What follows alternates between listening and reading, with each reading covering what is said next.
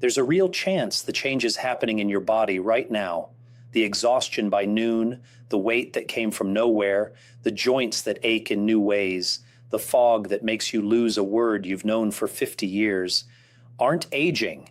They're mistakes, specific, common, reversible mistakes almost every retiree makes in the first 2 to 3 years after leaving work. And the frightening part, none of them feel like mistakes. They feel like exactly what retirement is supposed to look like. You worked 35 years, so you rest. You no longer have a lunch schedule, so you eat when you feel like it. Nothing hurts today, so the checkup waits. You're tired by evening, so you tell yourself you're just older now. None of that feels wrong. But after 14 years treating adults over 60, I can tell you every one of those reasonable decisions is quietly accelerating something in your body you have every right to stop. I'm Dr. Leo Martins, internal medicine, and for 14 years, I've specialized in adults over 60. This is the conversation your 15-minute appointment never has time for. Type yes in the comments if any of that sounds familiar, because what's next may be the most important thing you watch this year. Your doctor isn't failing you. The system is. The average primary care visit runs 7 to 12 minutes, barely enough time for prescriptions and labs, let alone a real conversation about what retirement does to the body. That's why I make these videos, the appointment with no time limit. Today, 7 specific health mistakes I see consistently in retirees over 60. Not because these patients are careless, because nobody ever told them what retirement does to the body or what the body needs in return. Before we get into it, if you want the full 7 plus every deep dive like this one, hit subscribe now. It's free, it takes 2 seconds, and it means this channel keeps making the appointment nobody else has time for. Take Barbara, 67, retired accountant, Atlanta. 35 years of deadlines and precision. Her first year of retirement was everything she'd imagined.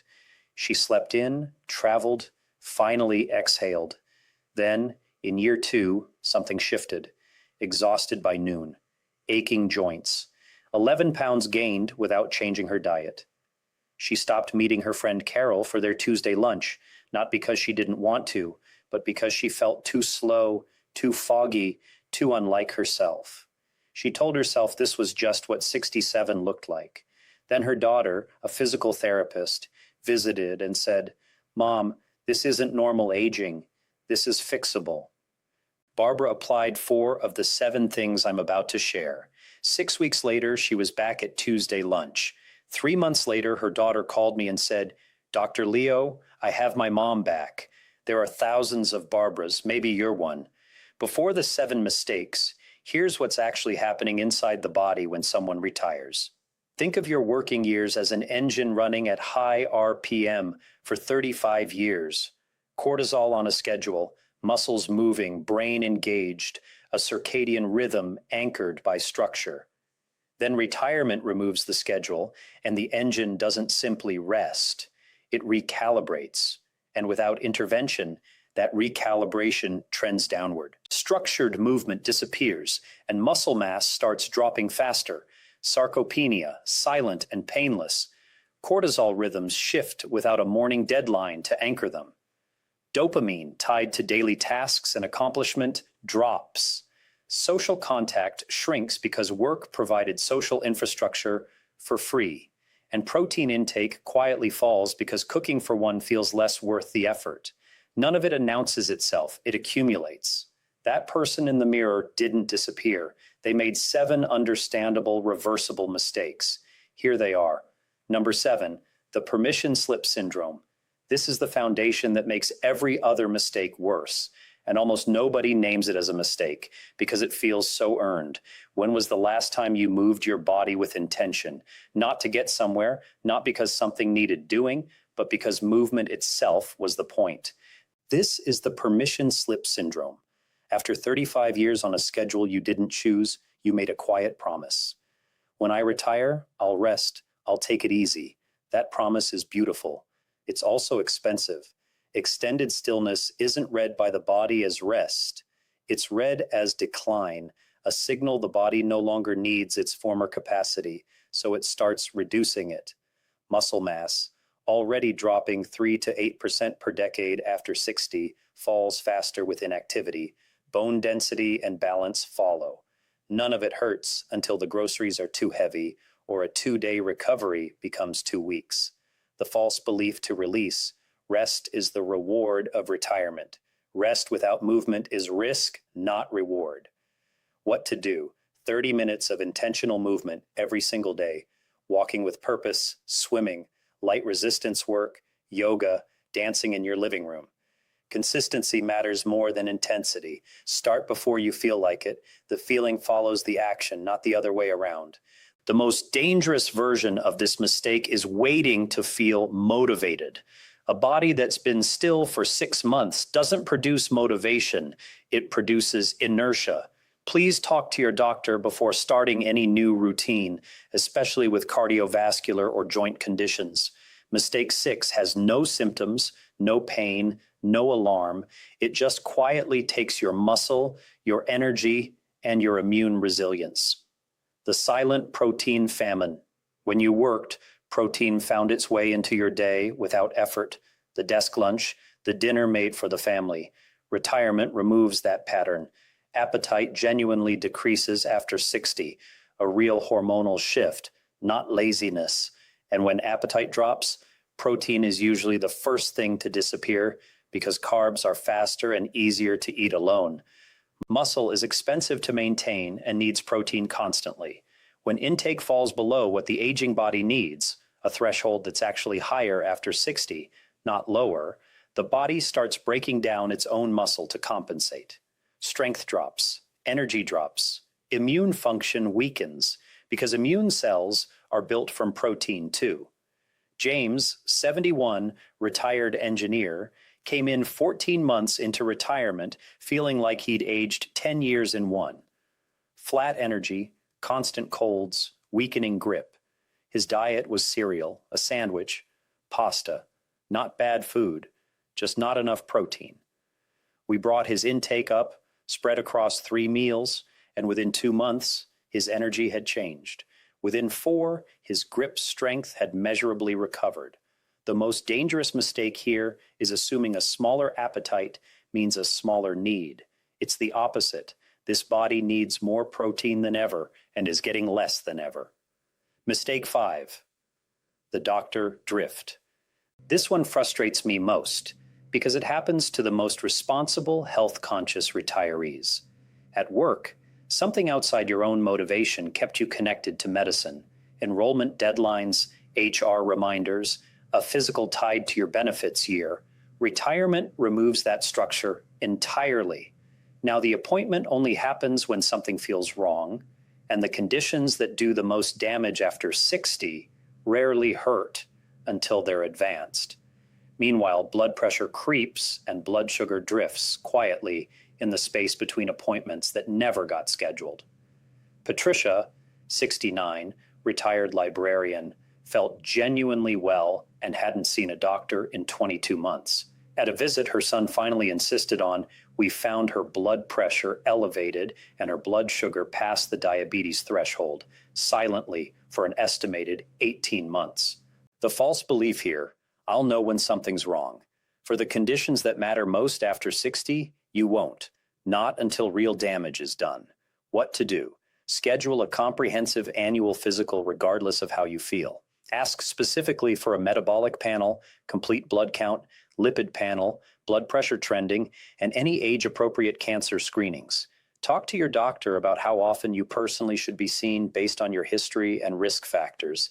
If this channel is giving you something that actually matters, subscribing takes 2 seconds, and we go this deep every single week. Mistake 4 surprises my patients most because it isn't dramatic. It's water, or the lack of it. That is, the hydration illusion. After 60, the thirst mechanism becomes less reliable. You're dehydrated before you feel thirsty, and because you don't feel thirsty, you assume you're fine. Mild chronic dehydration measurably slows cognitive function. The brain fog many retirees blame on aging is often, in part, a hydration problem. Joint cartilage is largely water, so dehydrated joints ache more. Kidney function already declining after 60 is placed under extra stress. Frank, 73, retired contractor, was convinced he had early dementia, foggy by mid-morning, unreliable memory. He was drinking 2 or 3 glasses of water a day and felt no thirst at all. We brought his intake to 8 glasses, spread through the day. 3 weeks later, his wife called. "I don't know what you did, but he's sharp again." The false belief, if I were dehydrated, I'd feel thirsty. After 60, that's no longer reliably true. What to do? About 8 glasses of water a day on a schedule, not waiting for thirst, 1 on waking, 1 with each meal, 1 mid-morning, 1 mid-afternoon. Keep a water bottle visible. Visibility drives drinking more than willpower does. The most dangerous mistake here is counting coffee or tea toward that total. Caffeine has a mild diuretic effect and isn't an equivalent substitute. Talk to your doctor about fluid intake if you have heart failure or kidney disease. Mistake 3. The sleep surrender. Mistake 3 lives in the bedroom, and it's been quietly dismissed as just getting older for decades. Sleep architecture changes after 60. Less deep sleep, more nighttime waking. Most retirees accept this, add an afternoon nap to compensate, and then lie awake longer the next night because that nap used up the sleep pressure needed for deep sleep after dark. The cycle worsens and they call it aging. Here's what's rarely said. Sleep architecture after 60 is repairable, not perfectly, but significantly, with the right conditions. A consistent wake time, every day, including weekends, is the single most powerful regulator. Naps capped at 20 minutes. No screens for an hour before bed, since blue light suppresses melatonin more after 60 than before. And if sleep hasn't come within 20 minutes, get up and do something calm in low light, rather than lying there awake. The most dangerous mistake here is using alcohol to fall asleep faster. It fragments the second half of the sleep cycle and produces a lighter, more disrupted night, even though it feels like it's helping. Talk to your doctor if insomnia is persistent, especially alongside loud snoring or gasping during sleep. That can signal sleep apnea, which is treatable and left alone, damaging to the heart. Mistake 2. The social slow. Fade. Mistake. 2 sounds like a personality trait, not a health issue, but the research behind it is some of the most alarming I've seen in 14 years. Picture your work week, colleagues in the corridor, the coffee conversation, the lunch, the shared laugh on a Friday. Now picture your last week. How many real conversations did you actually have? The gap between those 2 numbers is this mistake. Work provided social infrastructure that required no effort. Retirement removes it without replacing it, gradually enough that the fade is invisible. Research from Michigan and Harvard's aging studies has found that social isolation after 60 accelerates cognitive decline faster than almost any other single lifestyle factor. Chronic loneliness triggers inflammatory responses similar to physical stress. Cortisol stays elevated, immune function drops, sleep worsens. Edward, 74, lost his wife 18 months into retirement and considered himself someone who never needed a big social circle. By the time he came in, he hadn't had a real conversation in 6 weeks, and his cognitive testing showed measurable decline. We built structure, 2 scheduled social engagements a week, a volunteer shift, a walking group. 4 months later, his scores had recovered to near baseline. The most dangerous mistake here is telling yourself you're an introvert who doesn't need people. Introversion is a personality trait. The brain's need for connection is a biological requirement. They aren't the same thing. And mistake 1 is the one everything else on this list points back to. The purpose gap. Think about the morning of your last day of work. The day had a shape, a reason, people whose day depended on you. Now think about a morning 2 years into retirement. For many retirees, that morning feels shapeless, open in a way that was supposed to feel like freedom, but sometimes feels like floating. That's not laziness. That's the purpose gap, and it's the most medically significant mistake on this list. A Rush Memory and Aging Project study of more than 1,400 adults over 60 found that a strong sense of purpose meant a 52% lower risk of Alzheimer's and lower stroke risk, even after controlling for other lifestyle factors. Research in psychological science found purposeful people lived an average of 7 years longer, and a Michigan study found purposeful retirees had lower cortisol, lower inflammation, and better immune function than those who called their days unstructured. Purpose isn't a motivational poster, it's a biological state. When the brain believes today matters, dopamine rises, cortisol regulates, sleep deepens, and everything else on this list gets easier to maintain. When that belief disappears, the cascade runs the other way. This isn't a hobby. A hobby fills time, a purpose shapes it. Something where you're needed, something that won't happen without you. Meaningful volunteering, mentoring, intentional grandparenting, part-time work you still care about, a creative pursuit with an audience. Type purpose in the comments if you're committing today to finding your reason for today, not tomorrow. Tell me what it is or what you're considering. The most dangerous mistake here is waiting for retirement to hand you purpose automatically. It won't. Purpose after 60 is built deliberately by the people who don't wait to feel motivated first.